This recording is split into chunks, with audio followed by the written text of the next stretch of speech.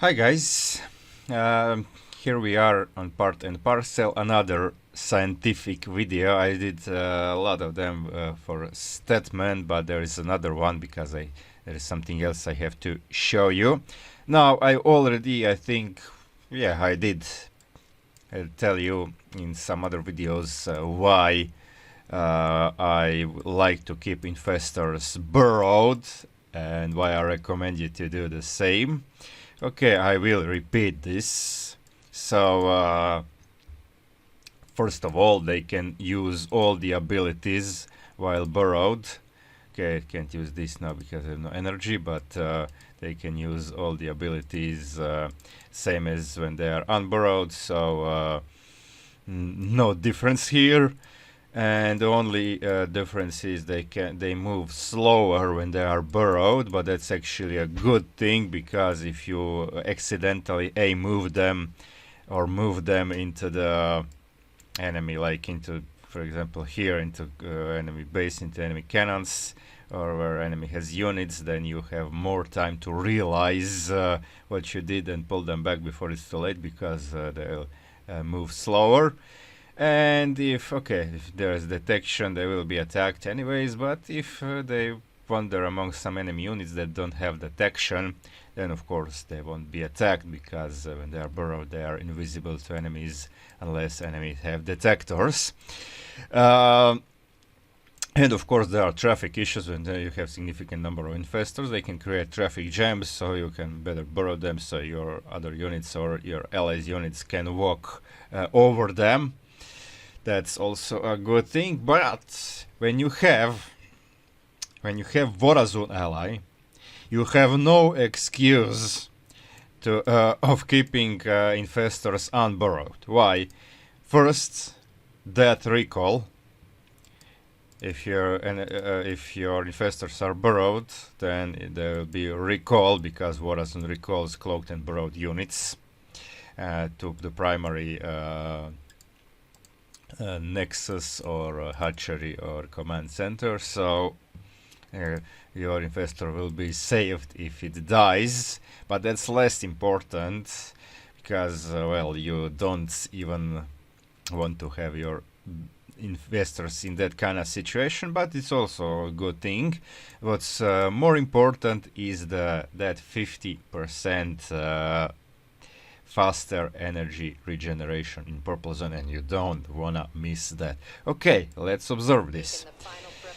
So we have two infestors charging. Look at this, and look at this. Look at the speed of this charging, and look at the speed of this charging, like 50% faster charging of it's clearly visible how faster this one regenerates. See, this one is done, this one is still isn't. So outside of the purple zone, infestors won't charge, because it's how Stetmann works. Stetmann's units don't recharge energy on their own. They have to be charged by the infestor or by the purple zone. But when they are in the purple zone, then if they are burrowed, they will charge 50% faster, and that's the thing you don't wanna miss. So that's why, if you, those are two reasons. When you have Vorazun ally, you really don't wanna miss this. You really need to keep your infestors burrowed. Okay, other thing is that blimp thing, the thing that Stetmann, I encountered many Stetmann allies, many Mengsk allies, excuse me, that like to siege up their Imperial Witness, aka blimp, over allies' base. So what does it do?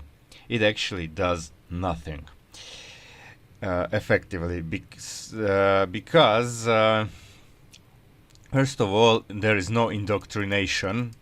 Only Mengsk's laborers and troopers can be indoctrinated, so allies workers do not provide any mandate to Mengsk. Only thing it does, it enhances the movement speed of units by 0.65, I think. So it may help harvesting minerals faster, but it actually doesn't help. Why it doesn't help? Because it's too late. Blue zone, Stetmann's blue zone helps because it can be applied faster. Like, look at this basis. If Melee were Stetmann, he would need just 3 satellites to come to fully cover my base. And that will be done in, I think, less than a minute. So by that time my base certainly wouldn't be saturated. So it will help. But when the base is fully saturated and it says 21 workers, system already recommends how many workers you need for full saturation. When you have 21 worker here and it's 7 mineral patches, then the mining is optimal, and you cannot bend it more, you cannot improve it more. Why? Because one SCV or one worker can only harvest one mineral patch can only be harvested by one worker at a time. So when one SCV is done harvesting and goes to return the cargo, return the minerals and come back, the second one jumps in, but because the second one will harvest the minerals a little bit faster than this first one can deliver to the base and return, then that one will leave before the first one has arrived, so there will be a little bit of time when no mining is happening, and that's why it's the 3 workers per patch is optimal, because then third worker can jump in, so there is no void time when nothing is happening. And that's why also even if your workers move faster, and blue zone, by the way, enhances speed faster than the blimp, so that's why it helps earlier, but when it's saturated it's almost no effect, despite the fact that your SCVs or your workers are moving faster. And also it's not so much helpful as, for example, if you need to move your army across the map, then blue zone helps much better, because there is a thing called acceleration. You see, when the SCV start moving, it doesn't immediately move at the full speed, and because this is a short distance, when they actually develop the full speed, they they already arrived at destination, so it's not the optimal speed boost, but okay, blue zone helps. But you cannot have Imperial Witness so fast, so by the time you have it, the base is already probably saturated, so it won't matter. The only thing when it could matter is if ally is a Raynor. I am Raynor now, my ally is Arcturus, because mules have no saturation limit, meaning there is no limit on how many mules can mine one mineral patch. Multiple mules can mine the same mineral patch at the same time. I already tested it. I actually can't remember if I did this in a video. If I didn't, I won't do it now in a show you in a video, but I did test it, and normal average carrying time of the average, because not all patches are the same distance at to the base, but it's 9 returns. So as mule carries 30 minerals per carry, that's 6 times more than the SCV does. So that's 9 carries, so this is 270 minerals per life of one mule mined. But with the blue zone, you can have one extra, so it's 10 returns. That means 30 minerals more. That means 300 minerals per life of one mule. But the blimp doesn't enhance speed so much, so I decided to test it here. And I will drop the mule now. Okay, I'm removing my workers so I can count the minerals. Now I have 405 minerals. And I am... Okay, let's speed it up a bit. So now this mule is here without a blimp. It has 1, 2, 3, 4, 5, 6, 7, 8, 9. 9 times. Okay.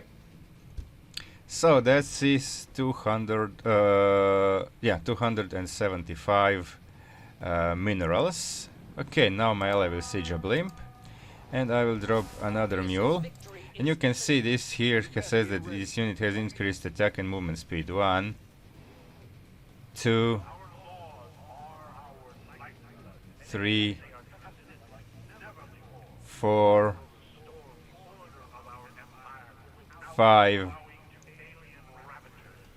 6, 7, 8, 9. Okay, so it's actually no difference. I actually didn't see any difference.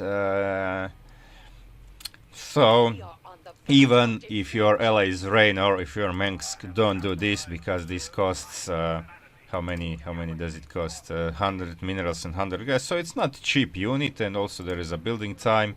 So that's just a waste of supply and waste of money. So you don't need to, unless you have like mutations like we move on Sinners. So you want to give your ally the detection over the base if any units come here, so you have detection, okay, but for any other reasons this is pure waste. So that's why, I mean, if you play with CTG, he has a habit of destroying the blimp if ally sieges the blimp over his base. I'm not so mean, I'm not doing that, but it's a waste. Because you actually don't need any movement speed, any enhanced movement speed in your base. On the battlefield it's okay, and you also need detection there, but as I said, this is pure waste. Okay guys, that's it for today. Thanks for watching, like and subscribe if you liked it, and see you next time.